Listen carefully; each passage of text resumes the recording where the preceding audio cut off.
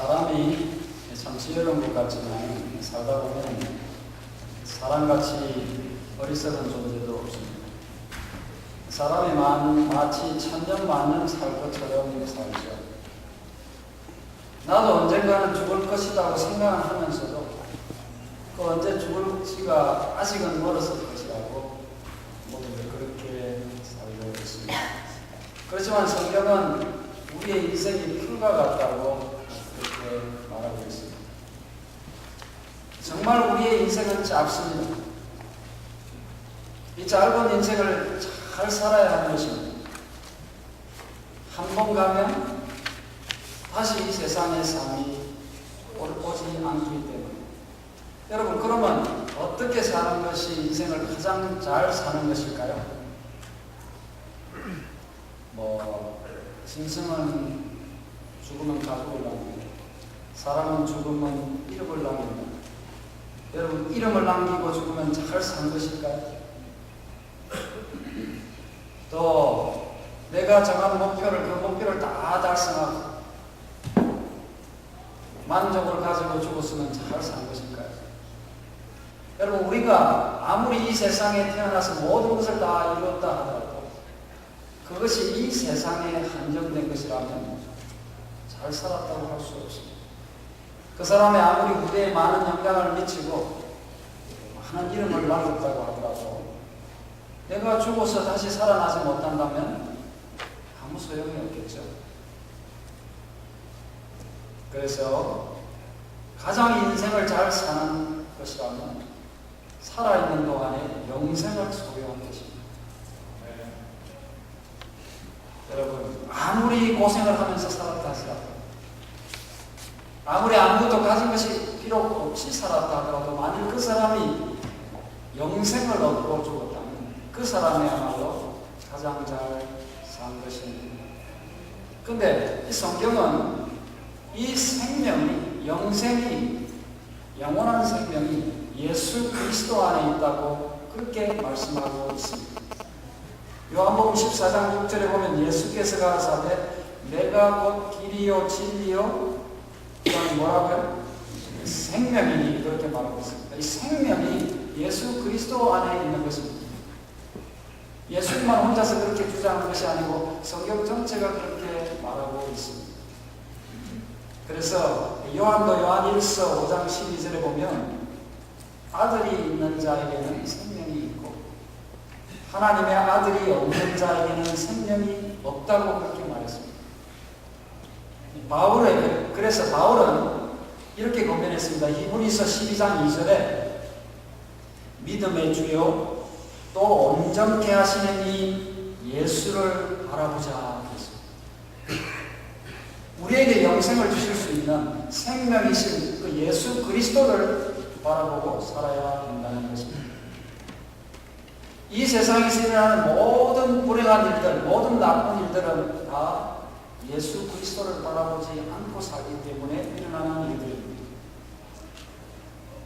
이 세상에 하나님께서 세상을 창조하셨을 때 아담과 이브가 그들이 예수님을 떠나서 사단을 바라보고 뱀을 쳐다보고 선악과를 보았을 때 그들은 실수하고 말았습니다. 여러분, 그 당시에 죄가 없고 정말로 좋은 것만 있던 그곳에서도 예수님을 시야에서 있고 사단의 게임에 넘어갔을 때 범죄를 했다면 오늘 우리가 이렇게 많이 태아되고 이제 어려운 가운데 사는 우리가 예수님을 우리 시야에서 놓친다면 어떻게 다른 삶을 살 수가 있겠습니까? 이스라엘 백성들이 광야에서 불평하다가 광야에 있는 뱀들이 나와서 물었습니다. 독사에 물려서 죽어가고 있을 때 하나님께서 모세에게 녹뱀을 만들어서 참대에 달아서 그것을 보도록 하라는 처방을 주셨죠. 모세가 참대에 단 뱀은 우리의 뱀처럼 더러운 죄를 다 짊어지시고 십자가에 돌아가신 예수님을 상징했습니다. 그런데 사람들이 모세가 만들어 놓은 그 뱀을 보면 살아났습니다. 오늘날 우리도 예수님을 바라보아야 합니다. 오직 우리가 살 길은 예수님을 바라보는 것입니다. 우리의 시야에서 예수 그리스도께서 사라질 때 우리는 바로 위험 속으로 들어가는 것입니다. 그래서 오늘은 어떻게 예수님을 계속 바라볼 수 있는가 하는 제목으로 말씀을 드리고자 합니다. 왜냐하면 우리가 살아가면서 계속적으로 예수님을 바라보아야 하기 때문에. 여러분, 하나님께서는 우리에게 언제나 예수님을 바라보고 살도록 그렇게 하신다면 사단은 그 반대겠죠. 어떻게 하면 예수님을 보지 못하도록 방해를 하는 것입니다. 사단이 우리에게 예수님을, 우리의 눈을 예수에게서 돌리는 가장 크게 사용하는 무기가 무엇일까요? 사단이 사용하는 게 많겠죠. 사단이 가장 크게 사용하는 무기는 바로 자신입니다. 자아라는 것입니다. 사람들이 자기를 보고 자기를 위해서 살지 않습니다. 모든 사람들이 다 나한테 잘해줬으면, 내가 성공했으면 나는 구원받아야지. 모두 다 자기를 바라보고 사는 것입니다. 그래서 영감의 말씀은 이렇게 권면합니다. 가룟복음 기별 3권 325페이지 이런 말씀이 있어요. 자신을 바라보지 말라. 자신에 대하여 생각하고 말하지 마.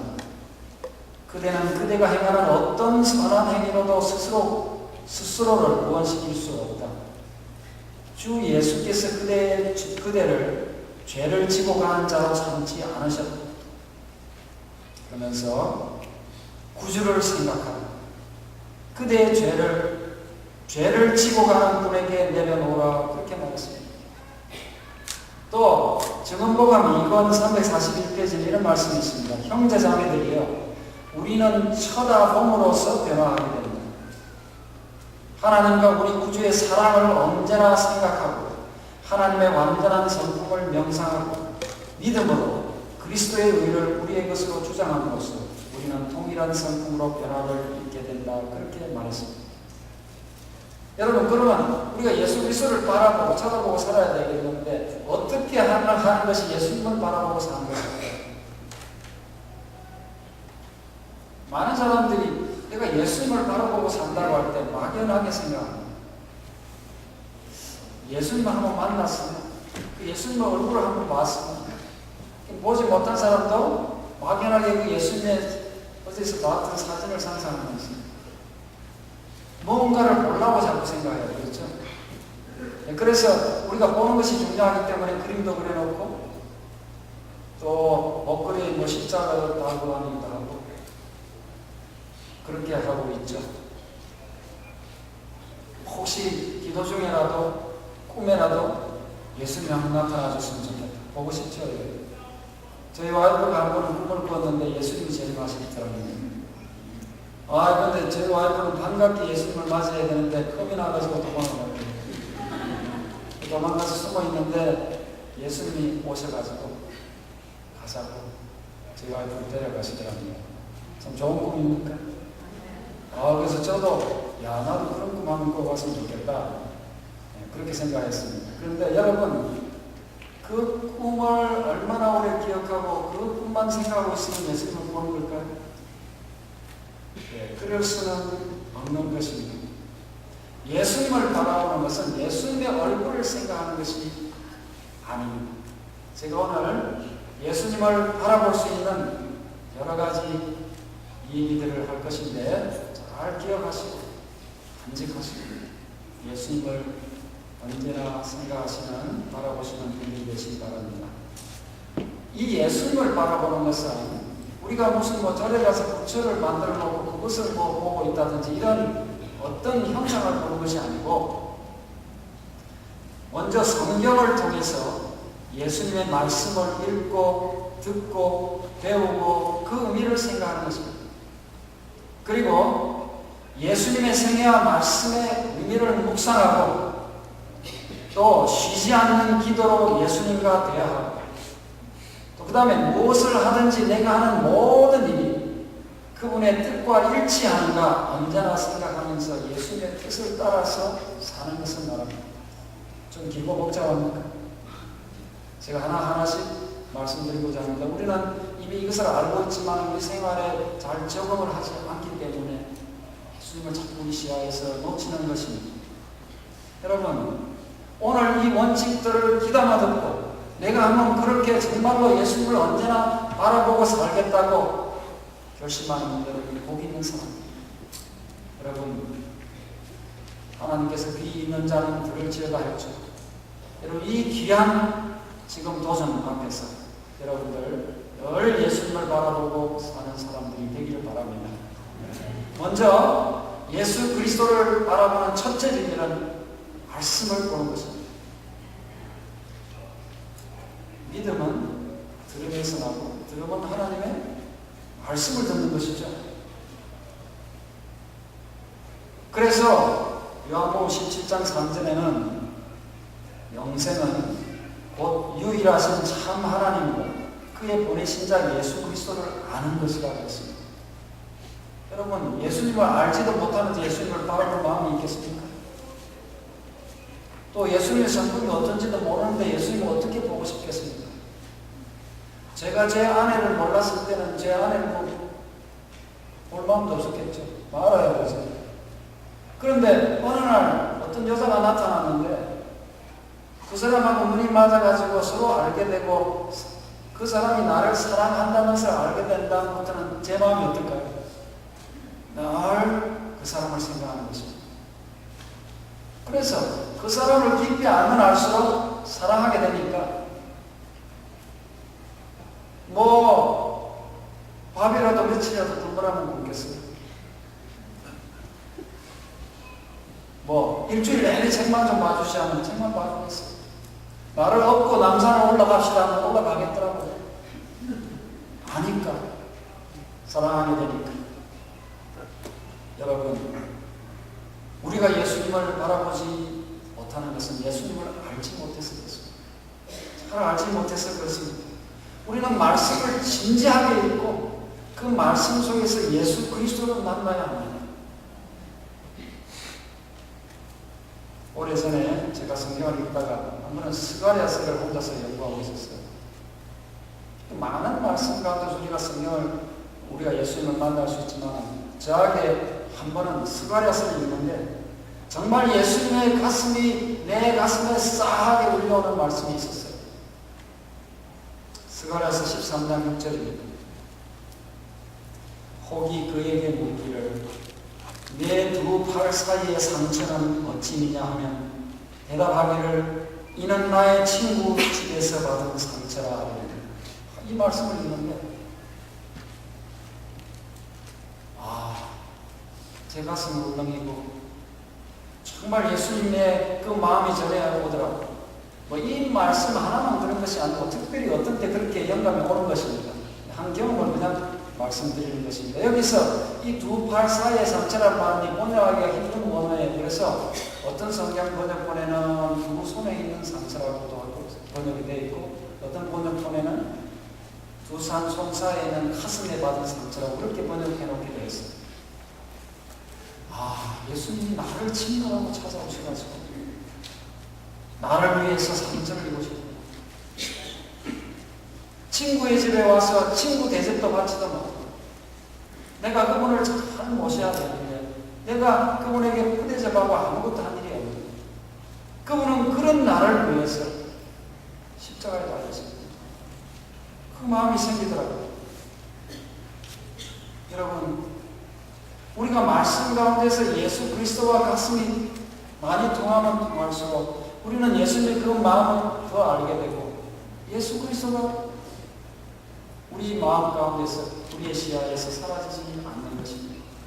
그래서 예수 그리스도께서도 요한복음 5장 39절에 너희가 성경에서 영생을 얻는 줄 생각하고 성경을 상고하거늘 이 성경이 곧 내게 대하여 증거하는 것이라고 말씀했습니다. 여러분, 하나님의 말씀을 얼마나 귀하게 생각하십니까?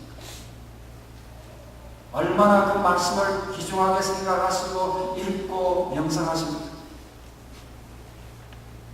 혹시 여러분 집에 이 성경이 교회에서 떠나자마자 책상 한편에 놓여서 이 일주일 내내 먼지를 쓰고 있지는 않습니까? 여러분, 먹지 않고 살 수 없죠. 이 성경 말씀은 우리에게 생명을 주는 떡이라고 그랬습니다. 어떻게 이 떡을 먹지 않고 우리가 살아갈 수 있겠습니까? 우리가 매일 정규적으로 말씀을 보지 않고는 예수님을 바라볼 수가 없는 것입니다. 교회에 나와서 설교 듣는 것으로는 충분치 않습니다. 그래도 설교라도 듣기 때문에 근근히 살아있어요. ICU에 빙계를 꽂고 누워있는 환자처럼 걸어가지도 못하고 그렇게 살아있는 거예요. 이 설교는 여러분에게 여러분을 건강한 사람을 살리라는 것이 아니고 여러분 자신이 성경을 읽도록 여러분에게 권장하고 자극을 주고 장려하는 것입니다. 여러분이 할 수 있도록 해주는 데 불과한 것입니다. 나 자신이 하나님의 말씀을 표현하는 것입니다. 여러분 누가 안 죽는 약을 발명했다면 정말 이 약을 먹고 안 죽는다면 내 전 재산을 팔아서 그 약을 사먹지 않겠습니까? 복음전도 138페이지에 이런 말씀이 있어요. 성경을 연구하는 것은 생명나무의 잎사귀를 먹는 것이다. 생명을 씹어 먹는 것 아니라 여러분 성경을 귀하게 읽으십시오. 가급적이면 아침에 말씀을 읽으면 제일 좋습니다. 여러분 요즘은 아침에 뭐 억지로라도 깨워가지고 하는 새벽 성사학교도 있죠. 여러분 6월달에 개강합니다. 여기 야외에 가서 원서들 받아왔습니까? 예, 그거 등록해서 들으십시오. 여러분. 우리 성교회장님 안 가져온 분들 위해서 좀 구해가지고 다음 완시부터 저기 테이블에 좀 나와서 많이 듣도록 그렇게 했으면 좋겠습니다. 여러분 말씀 속에서 예수님을 만나지 않고는 내가 예수님을 어디서 만나겠습니까? 만날 수가 없는 것입니다.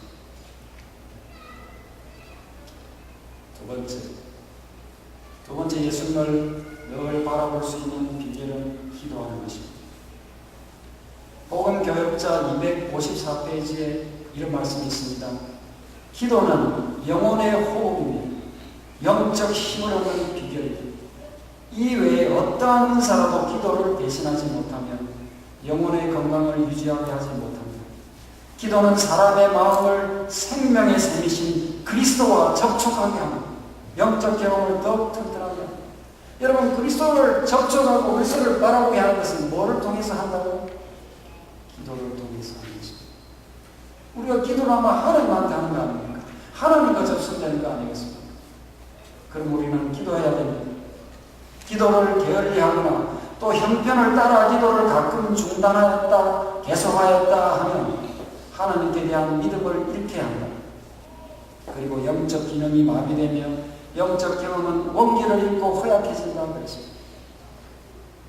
여러분 밥은 정해놓고 그 시간에만 먹으면 되지만 숨은 정해놓고 쉬면 되겠습니까? 1시간 동안 열심히 쉬고 한 서너 시간 쉬고 쉬는 거나 비슷하네요. 그죠? 또 1시간 열심히 숨을 쉬고 또 그 다음에 숨을 안 쉬고서 이렇게는 못하는 겁니다. 숨은 계속해서 쉬어야 되는 것처럼 기도를 계속하라고 그랬습니다. 여러분 지난주에 어떤 분이 저한테 전화를 했어요. 이런저런 얘기를 하다가 기도가 잘 안 된다입니다. 급할 때는 기도하다가 또 급한 일이 끝나면 또 안 하고 그러다 보니까 죄송해서도 못하겠고 또 뭐 한 말도 잘 많지도 않고 그렇다는 것입니다. 여러분 그래서 제가 기도를 늘 하는 방법을 잠깐 좀 맛을 보여드리려고 합니다. 잘 들으십시오. 오늘 중요한 말씀을 많이 할 것입니다. 누가 말했습니다. 기도처럼 쉬운 것도 없고 또 기도처럼 어려운 것도 없다고 했습니다. 정말 그런 것 같지 않습니까? 가만 생각하면 기도하는 데는 돈이 듭니까? 기도하는 데 무슨 졸업장을 가져오라 그랬습니까?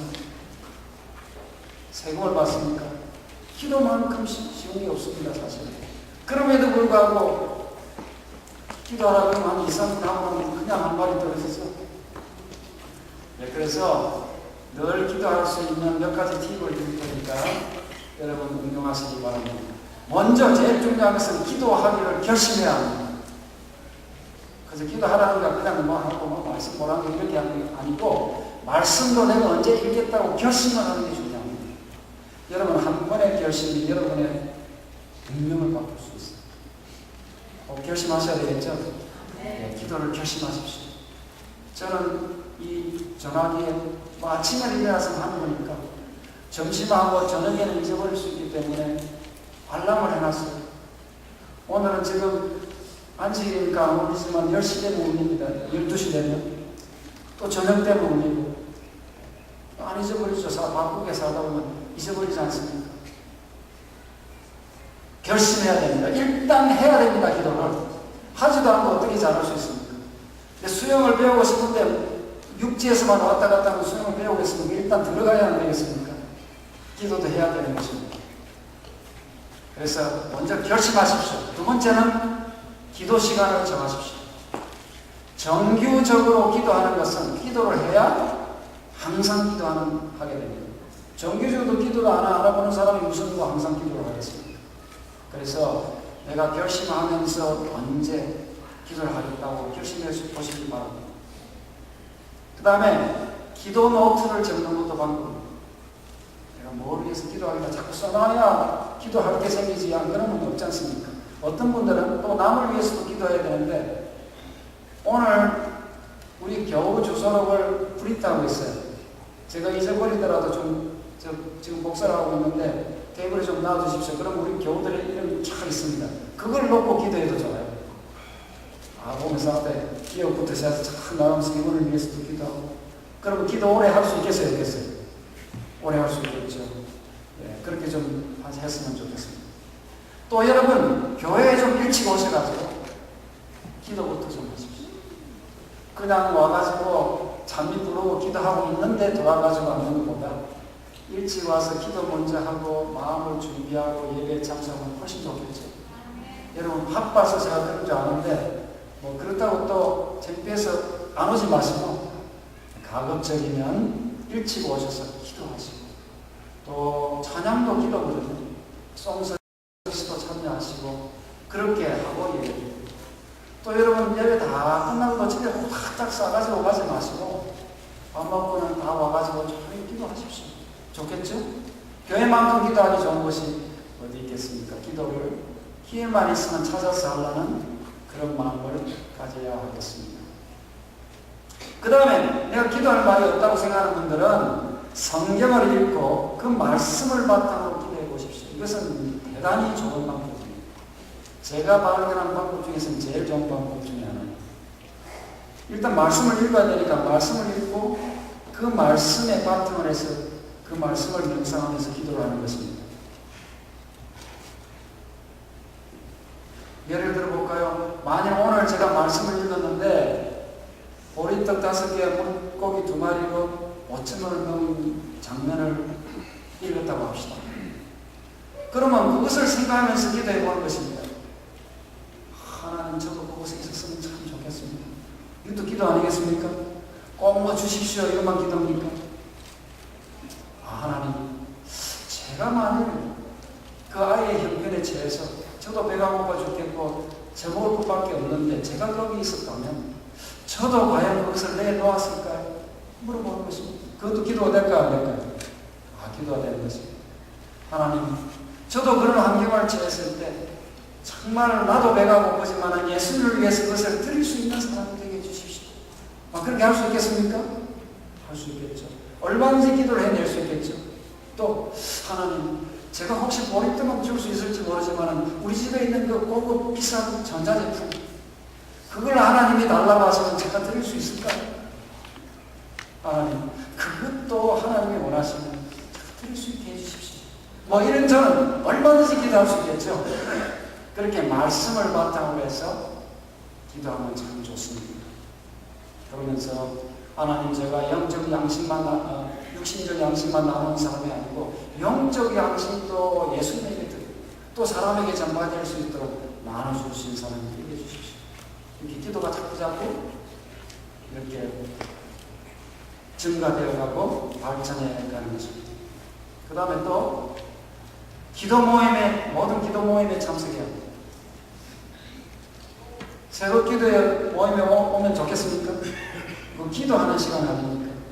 오면 좋아요. 못 오시는 분은 집에서 해도 좋고, 또 무슨 철학 기도를 한다든지, 여러분 가족망 있죠? 끼리 좀 모이세요. 모여서 같이 기도하면 좋겠죠? 네, 그렇게 하면 좋겠습니다. 그 다음에 여러분 쉬지 않고 기도하기 위해서는 이런 방법을 쓰면서 하나님과 이야기하는 습관을 기르어야 합니다. 하나님과 이야기하는. 여러분 아버지하고 많이 같이 걸어간다면 아버지하고 얘기를 하지 않겠습니까? 그것처럼 이야기하는 것입니다. 무엇이라도 하나님 앞에 보고하세요. 하나님 앞에. 이거 뭐 지금 어디 가서 누굴 만나는데 그놈이 빨리 올까? 이런 생각하지 말고 하나님하고 대화를 하십시오. 그것이 예수님을 바라보는 것이죠. 예수님, 제가 지금 자동차 타겠습니다. 그러세요. 시동 걸까요? 미친 사람처럼 할 수도 있겠어요. 그러면서 옆자리, 예수님 여기 앉으십시오. 같이 가시죠. 그럴 수도 있겠죠. 그것도 기도인 것이에요. 어떤 사람은 자기 집 식탁에 꼭 빈 의자를 하나 갖다 놔두는데 그 예수님 자리로. 정신적으로도 얼마나 좋습니까? 그런 정신을 가질 수 있는 것입니다. 그래서 어떤 생각이나 어떤 아이디어도 예수 하나님 앞에 말씀할 수 있는 것입니다. 어떤 보고도 할 수 있고 언제라도 질문할 수 있고. 그래서 정은보관 2권 543페이지는 이런 말씀이 있어요. 그대는 기도할 때 신뢰하고 매우 사랑하는 친구에게 하는 것처럼 그리스도께 이야기하라고 했습니다. 또 정로의기도 93페이지는 기도는 마치 친구에게 하는 것처럼 하나님께 그 심정을 펴놓는 것이다 그랬습니다. 여러분 친구한테 막 전화를 오야죠. 1시간 2시간 하는데 그렇게 하는 것입니다. 하나님한테도. 기도는 우리가 어떠하다는 것을 하나님께 알리기 위함이 아니에요. 그 말은 무슨 말이냐면 우리가 알리지 말라는 말이 아니고 우리가 기도 안 하면 하나님이 몰라서 하는 건 아니란 말이에요. 하나님은 다 알고 계세요. 우리가 뭐 미주알 고합주알 안 하면 하나님이 모르고 있다가 그래 하고 눈치채시는 게 아니고 이미 다 알고 계세요. 그렇지만 다 알고 있으면 얘기 못합니까? 아는 것도 알고 있다 이 얘기하는 거죠. 알리기 위함이 아니요 우리로 하여금 그를 받아들일 수 있도록 하기 위함입니다. 그렇게 함으로써 우리가 하나님을 받아들이게 된다는 것이죠. 기도는 하나님을 우리에게로 내려오시게 함이 아니요 우리로 하여금 그에게로 올라가게 하는 것입니다. 여러분 기도가 우리를 하늘에 하나님께로 올라가게 하는 것이라면 얼마나 자주 해야 되겠습니까?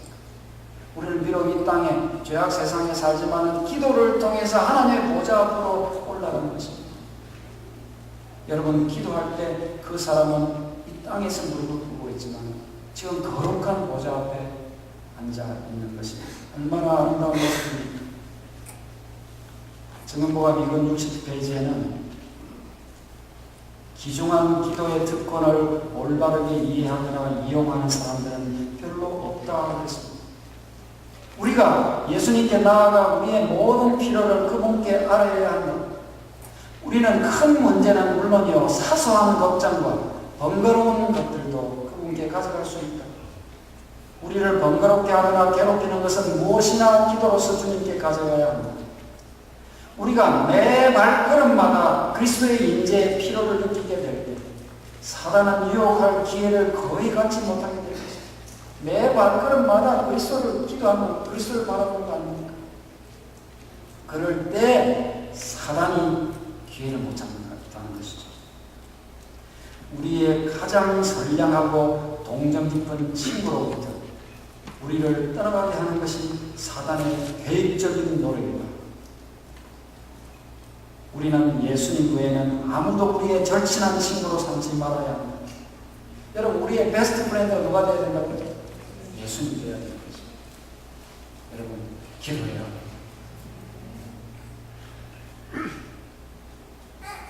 말씀, 기도. 여러분 결심하셨죠? 네. 언제나 예수님을 바라보는 세 번째 비결은 명상입니다. 지금 제가 명상이라고 말하는 것은 무슨 심령 수련원이나 요구하는 명상을 말하고 있지 않습니다. 그것은 자신의 뭘 하는 거기 때문에 안 좋은 게 많아요. 그것이 아니고 예수님의 생애, 예수님의 품성, 예수님이 하신 말씀을 명상하는 것입니다. 여러분, 말씀은 아침에 읽었는데 그냥 딱 덮자마자 잊어버리고 딴 생각하고 있으면 그 말씀 어떻게 저한테 역사하겠습니까? 말씀 가운데 계신 예수님이 어떻게 계속 바라볼 수 있겠습니까? 그러므로 말씀을 읽은 말씀을 우리가 그것을 명상할 때, 그 말씀을 가지고 또 기도할 때 그 말씀이 육신이 되는 체험을 하는 것입니다. 말씀이 나의 것이 돼요. 그래서 이 말씀을 읽는다, 기도한다, 명상한다 하는 것은 모두 다 하나의 연결된 것입니다. 따로따로 떨어져서 개별적인 것이 아닙니다. 다 연결해서 해야 되는 것입니다. 이 모든 것이 연결고리가 되어서 우리로 하여금 그리스도를 쉬지 않고 바라볼 수 있도록 그렇게 하는 것입니다. 그래서 여러분, 어떤 때는 이 말씀을 읽다가 이해 안 되는 것도 있죠. 그러면 그것을 하나님께 질문하세요. 이것이 왜 그럴까? 깊이 생각해 보는 것입니다.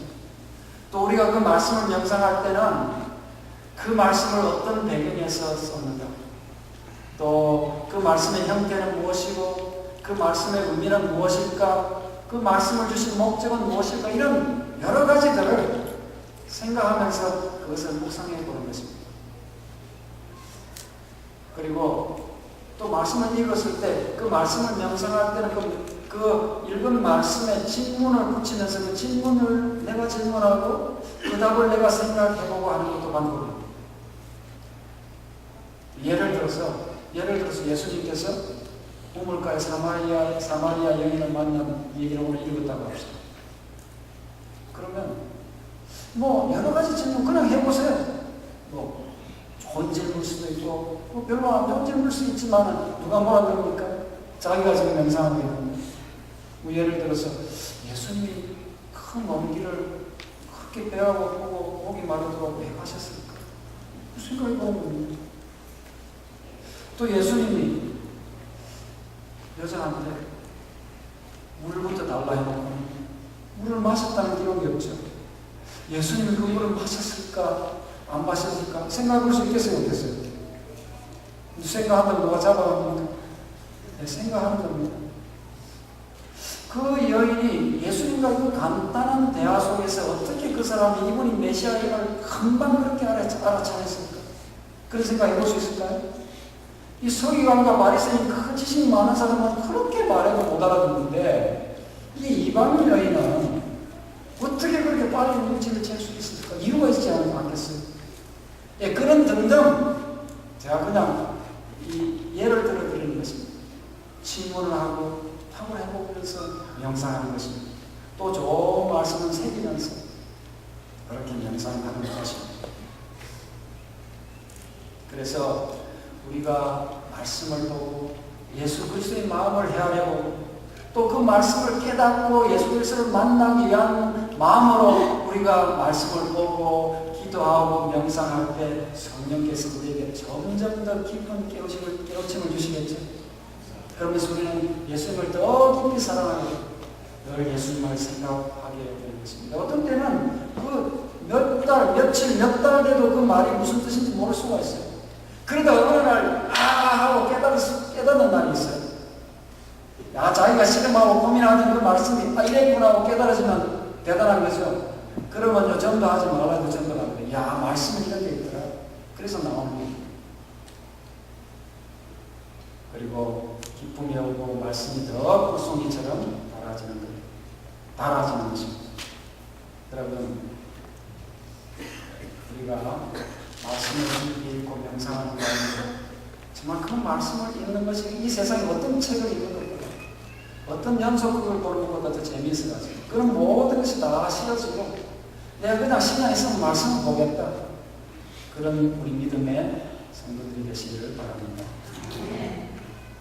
그리고 이 명상할 때 이 선지자는 예수님의 생애와 십자가를 명상하라고 그랬습니다. 대단히 중요합니다. 이 시대의 소망 83페이지는 우리가 그리스도의 생애를 깊이 명상하는데 매일 1시간씩을 바치는 것은 매우 좋은 일이라고 했습니다. 그러면서 우리는 그의 생애를 한 조목씩 연구하고 각 장면, 특히 그의 생애의 마지막 장면을 확실히 머릿속에 그린 것입니다.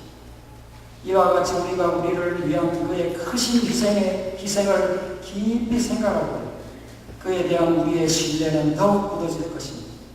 우리의 사랑은 격발되고 우리는 더욱 그리스도의 정신에 깊이 물들게 될 것입니다. 만일 우리가 마침내 구원을 얻고자 한다면 우리는 십자가 밑에서 통회와 겸손의 공로를 배워야 한다고 했습니다. 여러분, 십자가를 명상하고 생각하고 하는 것은 이 중요하다고 하는 말씀을 제가 많이 뽑아놨지만 시간이 없어서 제가 다 올리겠습니다. 정말 중요한 것입니다. 하나만 더 읽어드릴게요. 증거함 1권 515페이지에 보면 인간 속에 있는 고상하고 관대한 것은 무엇이나 십자가 위에 그리스도를 명상할 때 주어질 것이다. 여러분, 하나는 십자가에 달리신 예수님이 돌아갔는데 별로 마음에 와닿지 않아 하는 분들은 명상을 하십시오. 기도하시고 십자가의 장면들을 하나씩 떠올리면서 시대 소망 같은 책들 얼마나 좋습니까? 또 말씀을 읽고 하면서 명상을 하고 기도하고 하나님의 의미를 깨닫게 해주십시오. 그렇게 할 때 또 십자가에 관계된 찬송을 부르고 이렇게 할 때 그 의미를 마침내 깨달을 수 있게 되는 것입니다. 자, 비결 3가지 말씀드렸죠? 제일 첫째 비결이 뭡니까? 예수님을 계속 바라보는 것, 말씀을. 두 번째는 기도해야 됩니다. 세 번째는 명상해야 됩니다. 쉽죠? 몰랐습니까? 알았는데 안 했어야 되지. 아무리 쉬워. 부뚜막에 소금도 뭐 해야 짜발래? 안 집어넣으면 소용없어. 집어넣어야 짜발래. 아무리 알아도 옆에 있어도 아니 사용 안 하면 아무 소용이 없습니다. 그 다음에 한 가지만 더 가르쳐드릴 것입니다. 언제나 예수님을 바라볼 수 있는 네 번째 비결. 예수님의 말씀을 순종하는 삶. 말씀을 읽고 말씀에서 기도하고 말씀을 명상만 하고 있으면 되겠어요? 그 다음에 그 말씀을 어떻게 해야 되겠어요? 순종해야 됩니다. 순종하는 삶을 살아야 되는 것입니다. 여러분, 만약 우리가 머리로만 보고 입으로만 기도하면서 아무것도 하지 않는다면 얼마 안 있다가 그 모든 것은 사라지고 읽고 기도하는 것도 안 되는 겁니다. 우리가 실전을 어떤 때는 불이 붙어가지고 말씀을 읽고 기도하다가도 중단되고 하는 이유는 명상과 함께 실천을 하지 않아서 그렇습니다. 삶으로 살지 않으면 그것이 꼭 사라져버리고 없어져 버리는 것입니다. 그래서 예수님의 말씀을 순종하는 삶은 가장 높은 차원으로 예수님을 바라보는 것입니다. 똑같은 말씀을 보더라도 의무감에 의해서 읽어야 한다니까 읽는 것이 아니고 진정으로 예수님을 만나고 그분의 뜻을 따르고 싶은 마음에서 있는 사람은 천지 차이가 나지 않겠습니까? 그래서 여러분, 하나님 이 말씀을 보면서 말씀을 깨닫고 그 말씀에서 예수님을 만나고 그 예수님의 뜻을 내가 순종할 수 있게 해달라고 우리는 기도해야 합니다. 여러분, 우리가 이 세상에서 예수 그리스도께서 원하시는 삶을 사는 것보다 더 값진 삶이 어디 있겠습니까? 더 보배롭고 더 귀한 삶이 어디 있겠습니까? 여러분, 우리의 삶은, 우리가 이 땅에서 살아가는 삶은 선택의 삶입니다. 우리가 알든 모르든 우리는 계속적으로 무언가 선택하고 있어요. 아침에 눈을 뜨는 것부터 선택입니다. 내가 이불에서 지금 일어나야 되나, 조금 더 누워 있어야 되나 하는 것부터 선택이죠. 하루 종일 우리가 잘 때까지 모든 것은 우리의 선택에 의해서 일어나는 것입니다. 그러므로 여러분, 하나님의 말씀을 순종한다는 것은 무슨 대단한 일을 갖다가 한다는 말이 아닙니다. 그것은 우리가 하루의 삶에서 연속적으로 해야 되는 이 선택을 예수님의 뜻에 따라서 하는 것입니다. 여러분, 예수님의 말씀을 순종하는 것은요, 꼭 무슨 복음을 들고 나가는 일만이 아닙니다. 우리가 모든 일에서 예수님의 뜻을 따라서 사는 것입니다.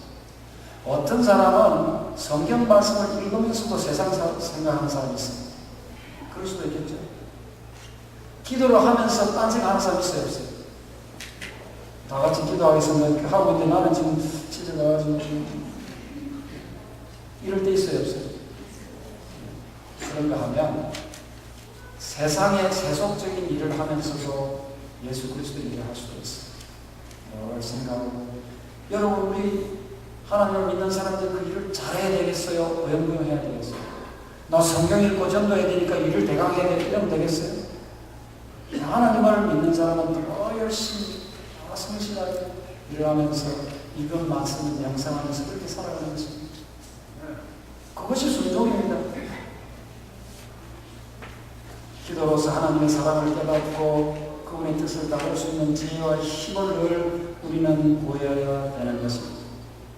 그래서 매 순간 예수님을 바라본다는 말은 매 순간 예수님의 얼굴을 떠올린다는 말이 아니고 매 순간의 결정을 예수님의 뜻을 따라서 한다는 말이에요. 예수님이라면 어떻게 해야 되겠습니까?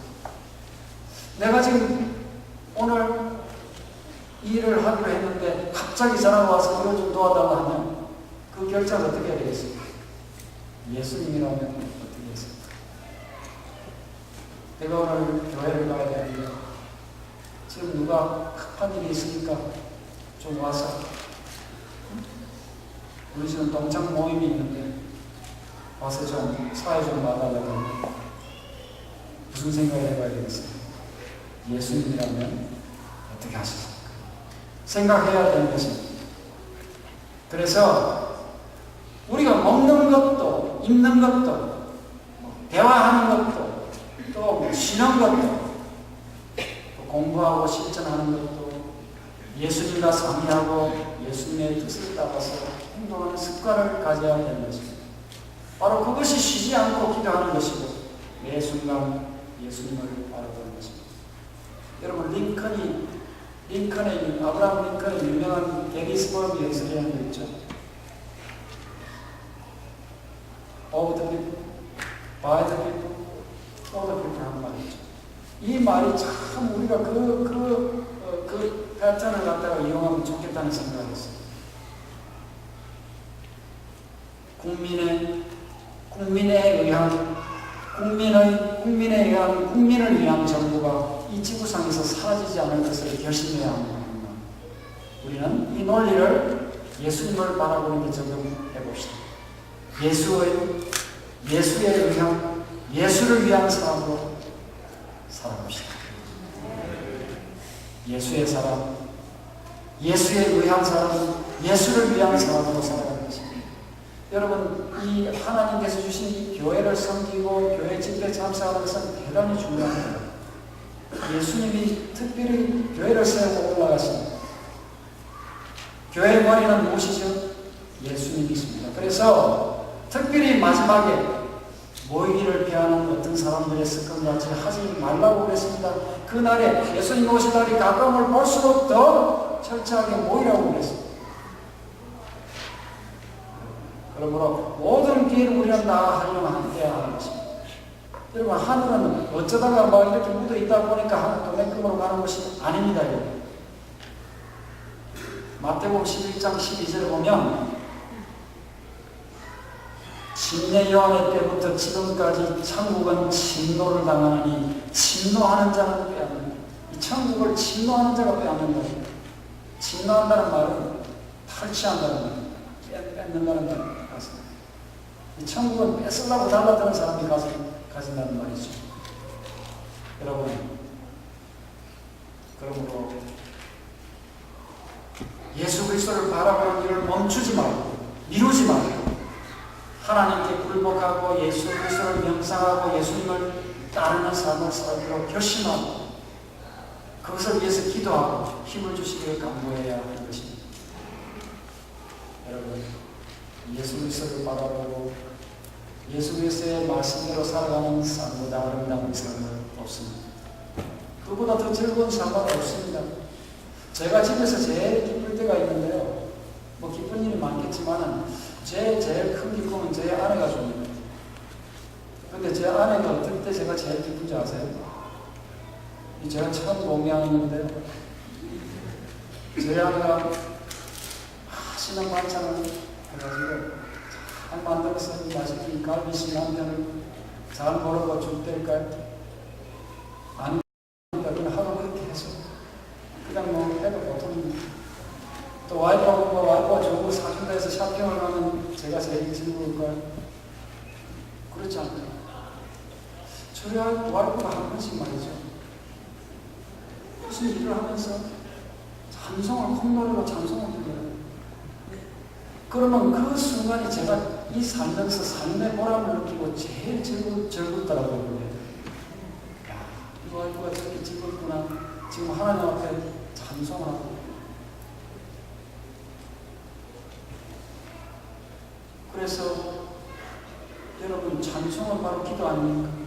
지금 찬송하면서 뭐 지금 마귀 생각하겠습니까? 예수님 바라보는 거 아니겠어요?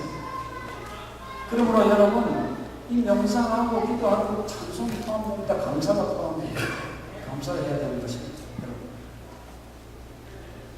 하나님의 말씀에서 예수님을 만나고 그 예수님을 명상하고 예수님과 하나님께 감사 찬송 드리고 예수님의 말씀에 순종하는 삶을 살아야 하지 않겠습니까? 여러분, 오늘 간단하지만 비결은 이제 그것이 효력을 발휘하나 안 하느냐는 우리의 결심에 달려있죠. 여러분, 결심합시다. 결심하시고 우리 언제나 예수님을 바라보기 위한 목표를, 여러분, 예수님 오실 때까지 없애면 안 돼요. 여러분. 예수님 오실 때까지 나는 계속해서 예수를 바라보겠다. 그런 결심 안에서 예수님이 주시는 가장 아름다운 삶을 사시다. 오실 때 예수님 만나서 영원히 사시는 우리 모두가 되기를 바라면서 말씀을 마치겠습니다.